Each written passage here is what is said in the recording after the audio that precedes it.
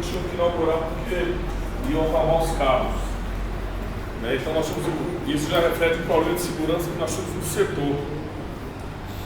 E aí, mediante o caso ali do Vanderlei, o Chico ligou para o Coronel Josiel fazendo essa reunião aqui. Observe só, gente.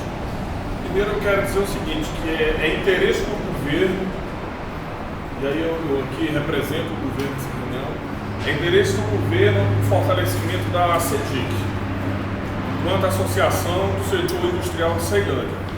Se nós pegarmos aí um passado próximo, nós vamos ver que esse setor sempre foi escasso de debate de infraestrutura. E quando veio esse debate de outros momentos para cá, discutir apenas parte do setor, não discutir o setor como um todo.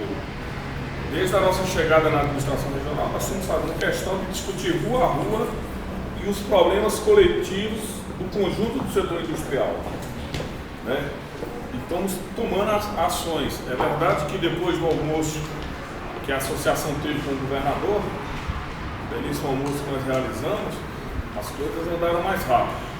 E hoje o setor pode ter certeza que está dentro das prioridades do governo aqui na Ceilândia. Vamos ver que atuar com a prioridade não, mas está entre as principais prioridades que é o desenvolvimento do setor, tanto na parte econômica como na parte de infraestrutura e urbanismo.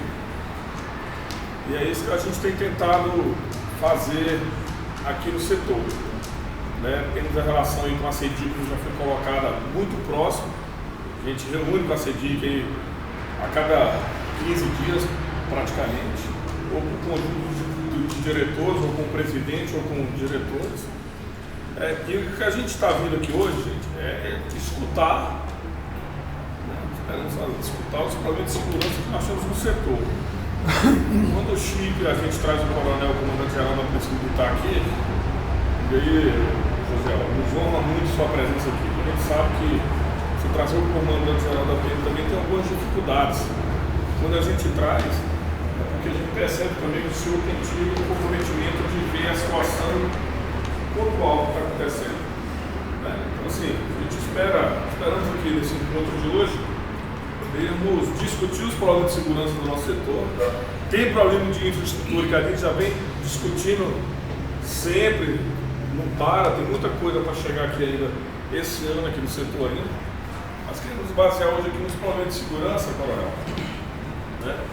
E se a gente for ouvir os relatos aqui, vai de todo tipo de acontecimento. Não temos dúvida que a renovação da iluminação aqui ajuda na segurança. A iluminação tem dois fatores, três fatores. Ajuda na segurança, na limpeza do setor e na visibilidade que o setor vai ter.